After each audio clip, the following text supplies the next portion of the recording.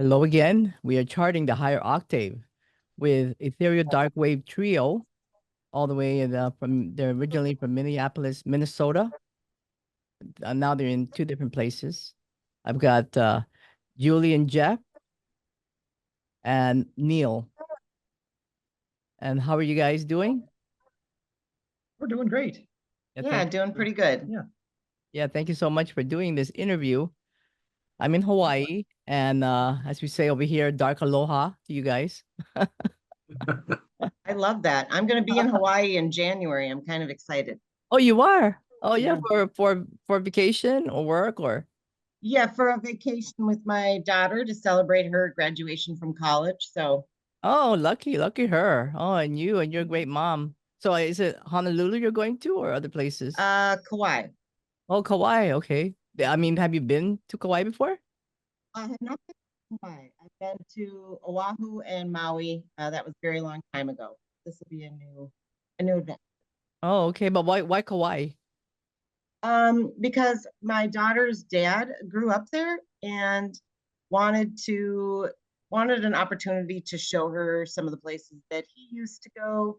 Because he was a surfer and a diver, and he just has lots of stories. And it's that time where he wants to kind of show his grown-up daughter around, and she's at an age where she will appreciate it, I think. So, Okay, yeah. good time. Definitely. So he lives there. He does not now, but he grew up there. Oh. Oh, so lucky. Okay, well, you need to reach out to me and say hi. I mean, if you come Yeah. to Oahu, I live in Honolulu. Okay. You know, Kauai is beautiful. All the islands are beautiful, and so is Hawaii. But yeah, thank you.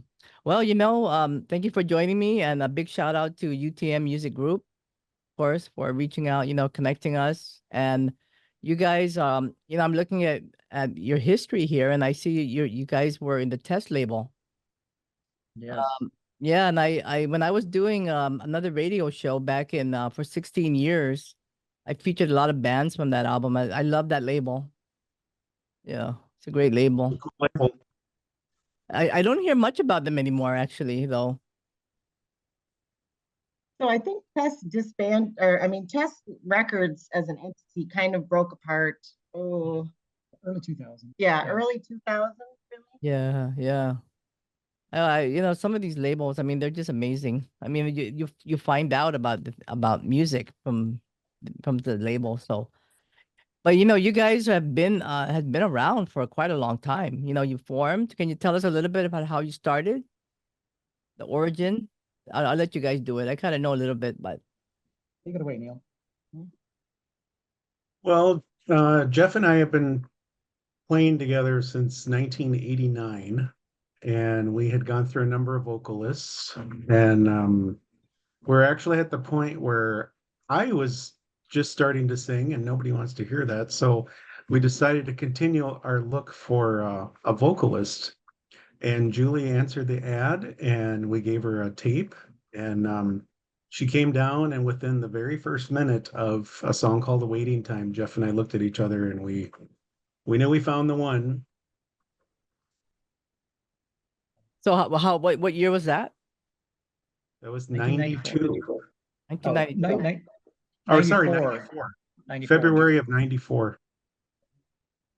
Because I know you guys were in the label, right? For I think you had 3 albums or something there. We have two. We had put out 2 albums on the Tess Records label, and then life goes on, and Neil and I are both were raising kids and had a lot of other things going on, and it's hard to really keep up all of the band stuff for a while, and so things kind of, I don't want to say completely fell apart, but it just had to take a back burner, and then the Tess label had sort of disbanded anyway. But then I would say maybe in around 2016 or 2017, we really had felt like we had unfinished business. We had a lot of songs that we never had recorded, and we were finally had the time and ability and the itch to get playing again. And we reached out to William again at that time, and he was super excited and wanted to be involved, and ended up getting signed to his new label that he had launched out of the Chicago area. where he's been for the last, I don't know, 10, how long has he been here now? 10, 15 years maybe? Yeah, easily 10 years. Yeah. Yeah, and so he agreed to help us get that album out, Chandelier, and so that was kind of our pivot from his original label, Tess Records, to his second label, which is Sett Records. Yeah, Team. I was thinking maybe you connected with him through Tess, right? Is that how you guys met? Yes, he was on tour with Faith in the Muse? yes, with Faith in the Muse. They came through Minneapolis, and that same summer, This Ascension, also from Tess Records, came through Minneapolis, and we ended up not only like opening for those shows, but like befriending them and showering them with gifts, which mostly included our demo tape. And by the time both bands got back to California, they were all saying like, "Well, this band in Minneapolis called Autumn, they were really cool and friendly to us, so maybe we should consider them for the label." And thus, our first album was born. Yeah, I remember you guys actually. We went out to sign in 95 with Yeah. Tess. Uh-huh. Wow. Well, that's quite a history, especially with William Faith, and I know he produced latest a single that you just released called Catacomb. Mhm. Was And released engineered. May, right? Oh, really? Yep. Yes. You have an album that's going to be released, right? Can you tell us a little bit about that? So we had a few songs that we were working on that kind of came around during COVID. That was kind of for obvious reasons. We were all isolated and kind of in our own worlds. And also there was a lot of rough things going on. I know in my life, we all had, things going on. My dad was getting close to the end of his life. And there was just, it seemed to have a lot of energy that was, leading me to really think about my alone or isolated status in the world, in that sense that, we are born alone, really, and when we die alone. And we really need to make peace with kind of this solitary existence that is really hard for me in a lot of ways. I feel like I'm afraid sometimes to be alone. I'm afraid of what I don't know, right? It's kind of part of something that seeps into you and seeps into our culture a little bit. And so I think I was trying to find a way to express some of that, and I was realizing that it was a lot about endings and a lot about letting go. And that's kind of where a few songs, that we were working on came together, and I started to see a pattern in the lyrics I was writing at the time, that was really embracing like the shadow side of things, and that death is something that keeps happening over and over in life. Everything that is born will die, and will essentially change and become something else. And I was trying to just sort of, I guess, make my peace with that. And for me to make my peace with that, I have to kind of get right into the middle of it. And so that's why a lot of the songs, or that's where we came up with the idea that this next body of work is going to be called Songs About Dying, because every track on there is really about the death of something.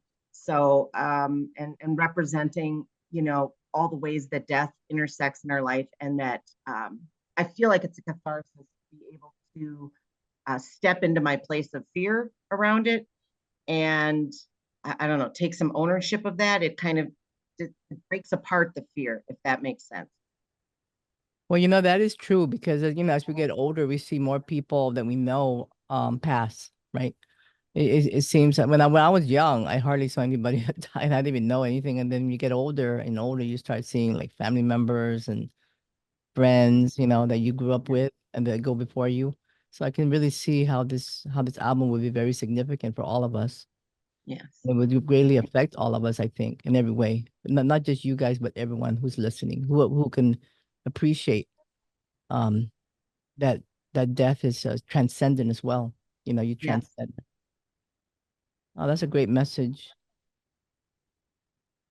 And I was just going to say, I don't want to out anybody here, but we know we're all in our early 50s, and it's that time in our lives that we do have to say goodbye to some parents, and each of us has lost our fathers, and it's just becoming more and more relevant that the longer we live, the luckier you are to live that long. And Yeah. we see so many things strike family and friends that you were just never expecting and never had prepared yourself for. But now is kind of the time that these things reveal themselves.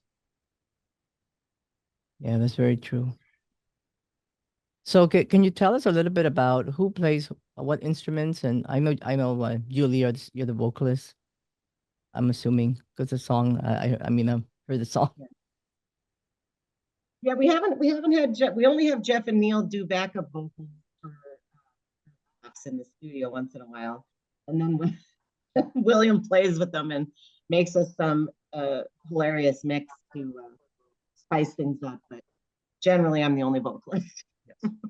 For everyone's safety, I do not sing. I know you. So Jeff, you're the bass player, Correct. and then Neil, you're the guitarist. Guitarist and drummer. Okay. I know you guys have played in the more recently in the Dark Ceremony Festival in Houston. That just Yes. happened. How was that? So Hot much and fun. sweaty. Yeah.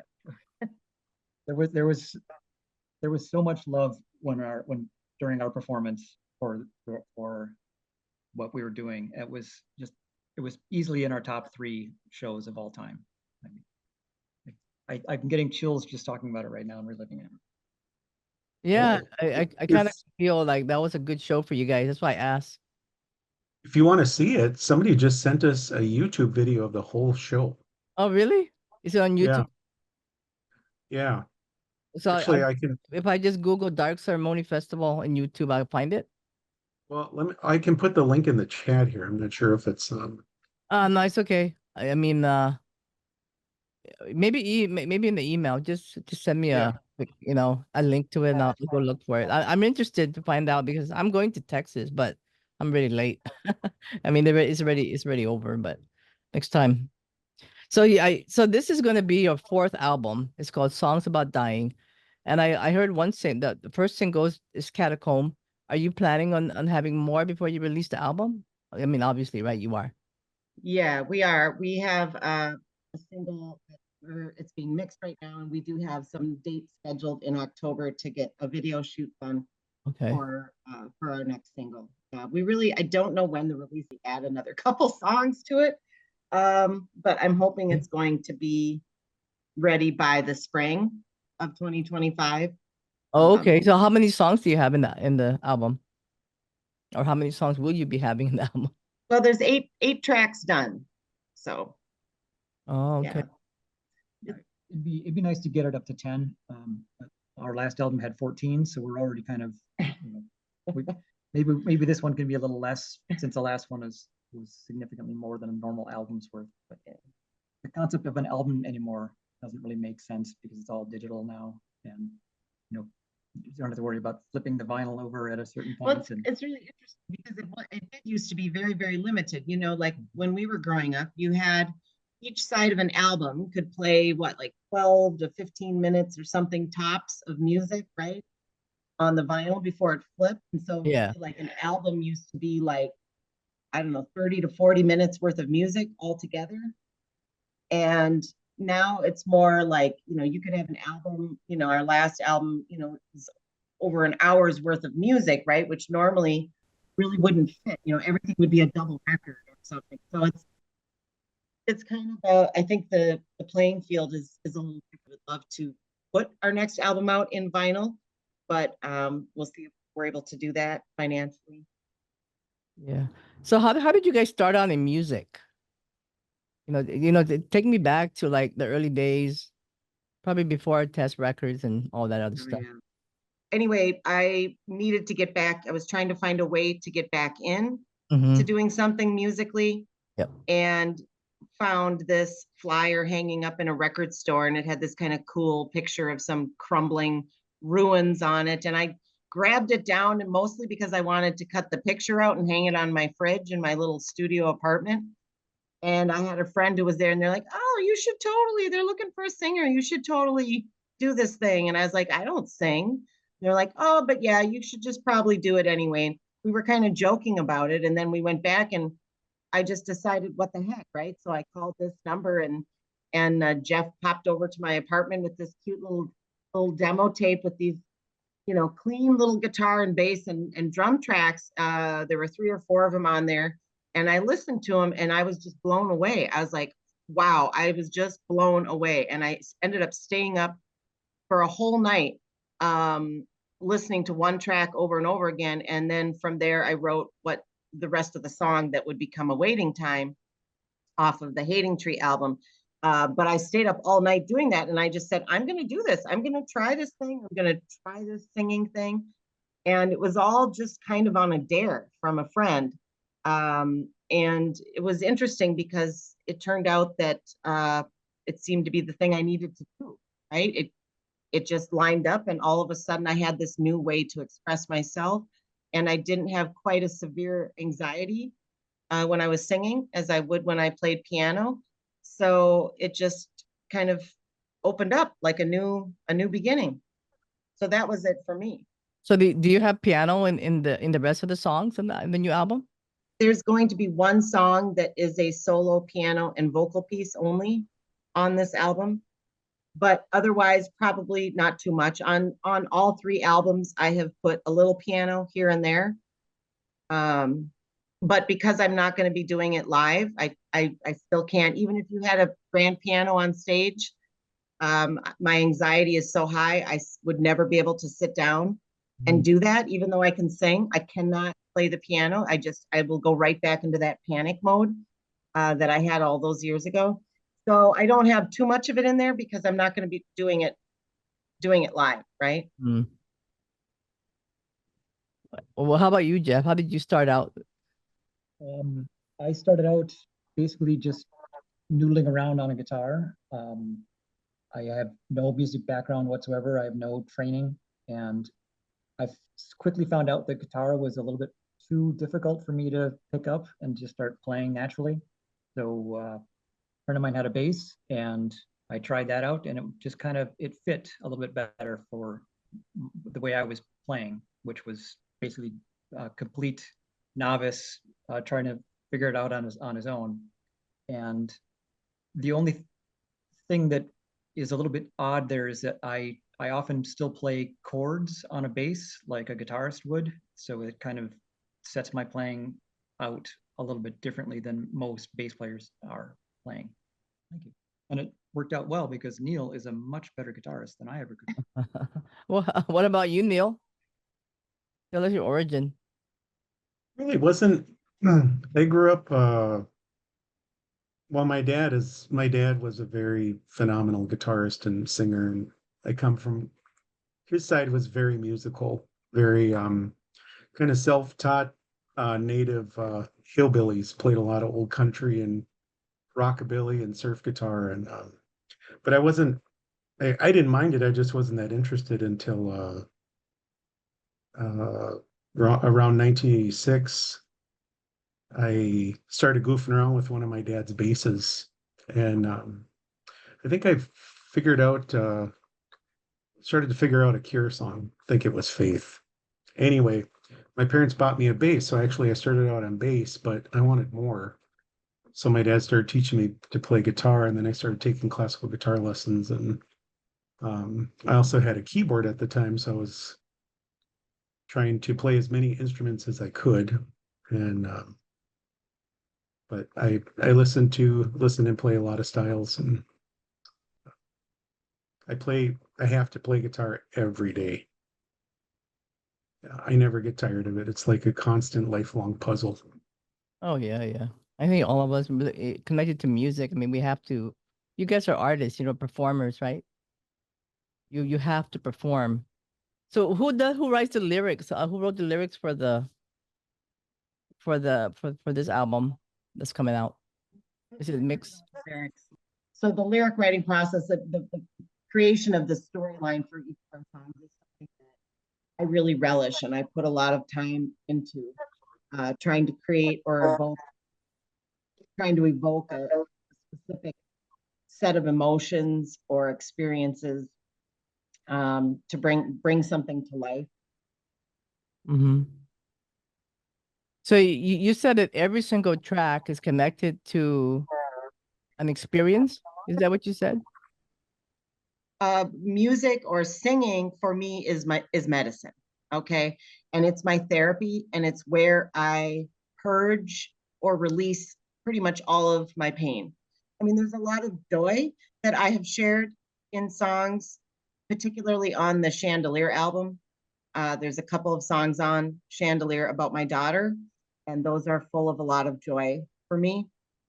But on our first two albums, there's a lot of heavy stuff, and it is around abuses that I had in the Catholic Church, sexual assault, living with mental illness, just a lot of really heavy stuff. And sometimes people have said, you know, doesn't it depress you to put all that negative stuff or whatever? And actually, for me, it is transformative. So when I take something painful from my life and I can create or bring it into art and help other people, you know, get in touch with their feelings or whatever it makes them connect to, I feel like it takes that grief and that sadness and all of that dark, ugly stuff, and it turns it into something else. It really lets it become beautiful, and that helps me heal. So it's very healing. And also I feel that it's a way of taking your story back, taking your life back, you know, because a lot of times things happen to you. And when I can sing about it later on, I'm taking control of that story, right? And I become the victor instead of the victim. And that's very powerful, I think. Well said. Yeah, I totally agree. I think people, you know, make music because it's healing for them. Yeah. And I totally agree. I don't think it's negative at all. People don't get it. Some people If just they don't, that's okay, right? It's not for them. everybody shares their everybody experiences and what do you call that? Um heals in different ways. I guess you could say. So anything coming up with regard to I know we're looking forward to the album release. Whether it's 10 songs or 8 or more. I think we are hopeful that with the new music, we might get a few more invitations to play at things similar to the Dark Ceremony Festival, which really was amazing. You know, it's hard. We don't necessarily have a pathway for routine touring at this point in our lives, but we'd like to get out and definitely play some more shows. We certainly have local shows every so often, but I would really, really, really like to get to Europe yet. We've only been there once for the Treffen Fest back in 2019, and I would really like to get back to Europe for a few more shows. We have so many people there that have been just begging for us to come, and it's just hard to find a pathway to get there. But I'm not giving up yet. Yeah, I think so. Yeah. Okay, well, I'm looking forward to the album release next year, you said, right? I believe it'll be by next spring. Yeah, but we'll have one more single out later this fall. Oh, okay. Do you have a song title for that or Yep, it's called Venice, Venice, like the Italy? city. Oh, okay. Yeah, Right. it's about the death of a city, right? Because it's songs about dying, and it isn't just about people dying. So songs about dying is not really just about people dying. It's about the ways in which everything that lives dies, and a city is also a living thing. And I wouldn't say that Venice is dying, but it is a sinking city, and it's kind of being trampled under the weight of tourism and all kinds of things. And so I think that you can look at everything that has a rise and a fall. right? And there's a song about the death of a tree, or the death of a relationship, the death of peace in a community. One of the tracks on the album is about the civil unrest that really spiked in 2020 after the murder of George Floyd in our community, at the hands of some of the police officers in Minneapolis, and what we saw our community go through. So I think that when you know, for me, songs about dying is about recognizing that the arc of living and dying is something that's happening everywhere all the time in multiple ways, and it's not just about what's happening to us personally. You know, interestingly, I'll be going to Barcelona in October for an astrology workshop, and one of the courses in the workshop is how to find death in the birth chart. Yes, that sounds wonderful. I know. Well, I don't know. It's interesting how I'm just it's all connected, right? Yeah. Yes, absolutely. Well, you know, thank you for sharing this. I think this interview was meant to happen, and I'm glad that you guys were able to do this and talk a little bit about your album. I can't wait to hear the rest of the songs. It sounds like a winner. I mean, I can't wait to hear it. I love that connection you have there. It's not just about the death of a person, but it's a death of things, and things, everything, like you say, there's a time in the beginning and an end, right? Yeah. Of everything, like a cycle almost, right? Yes, absolutely. And trying to make peace with that, right? As we get older, for me, it is so important for me to make peace with that, right? That's where my peace comes from, when I make peace with that cycle. Yeah. Well, I hope you can reach out. I mean, if you're in Honolulu, you stop in Honolulu, be sure to let me know, you know. I will. We might be just going directly to Kauai, Okay. But thank you. But yeah, I'm sure your daughter's gonna love it there. Yeah. Yeah. And Neil. Neil Yes. has been in the dark side over there, quiet and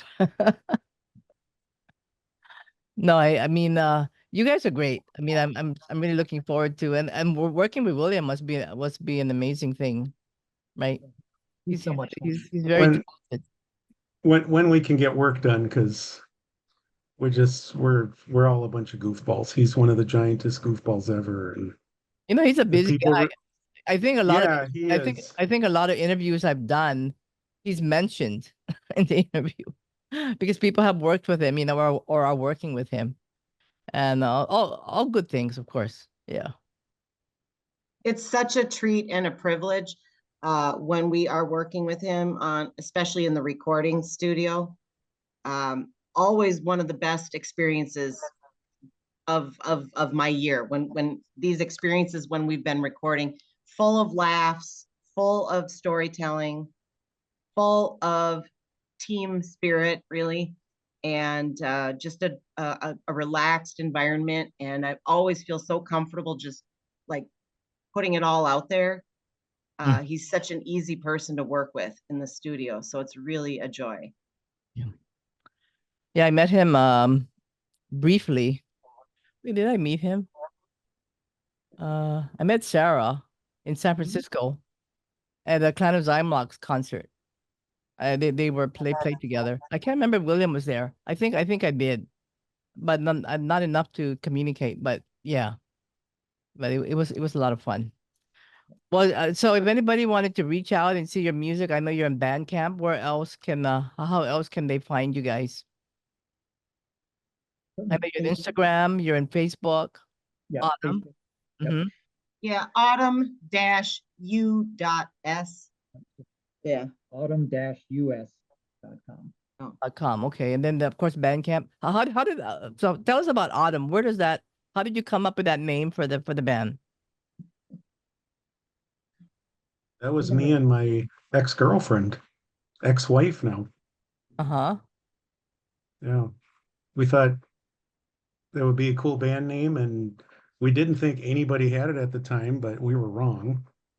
And Well, and it was 19, you know, like 1980 or 90 or something, you know? You 92. couldn't really, you didn't really know what was happening necessarily everywhere else. Yeah. It was a different world. So yeah, unfortunately, it's been a bit of a curse and a blessing because there's a lot of autumns out there, you know, solo artists, and there's a metal band, and that's why we had to add the US part of it to be able to have a social media presence and for people to find us. Even though there's probably 5 other autumns just in the US alone. But Yeah, but you know, I'm glad you didn't change it because it's okay. It's only one autumn, right? Yeah. This is my favorite season. Yeah, and that's the thing. I mean, you guys, I mean, for you know, for Ethereal Darkwave, it's perfect. It's a perfect name. thank you. All right. Well, Jeff, Neil, and Julie, thank you so much for joining me, and I appreciate the time, and I'm looking forward to the new album. Of course, the new album will be coming out next year. Songs About Dying, produced by William Faith, and this is their 4th album. The single's out now, Catacomb, and then there's another one coming out pretty soon, right? Yep.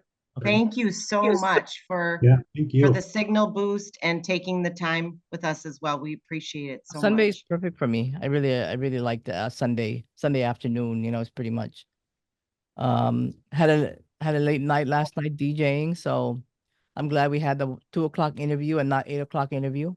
I usually schedule my 8 o'clock, but not for last night. 2 o'clock is perfect. Thank you so much. Okay, I'm We're gonna. very grateful. Thank you. Who's your current favorite band right now that you're spinning? Oh well, last night I did an 80s, so Oh, there's many. It's like 80s. It's not just new wave 80s or um dark 80s. It's all kind of 80s, even R&B 80s and all kinds of stuff. Yeah. Sounds like fun. It's a mixed group. It's really like 80s, you know, like MTV, you know, kind of. oh So yeah. it's not what is that special 120 minutes? It's not 120 minutes. More like MTV 80s, like poppy 80s, all kinds of 80s. Which I like because, you know, a majority of people are like the mainstream 80s, so that's good, you know, in a way. Fun. Yeah, I love music. That's why I'm so glad, and you know, um and I love the ethereal dark wave genre, you know, the 480 label and all that project, you know, all of that stuff. I know there are more out there. Yeah. All right. Thanks again. Yeah, so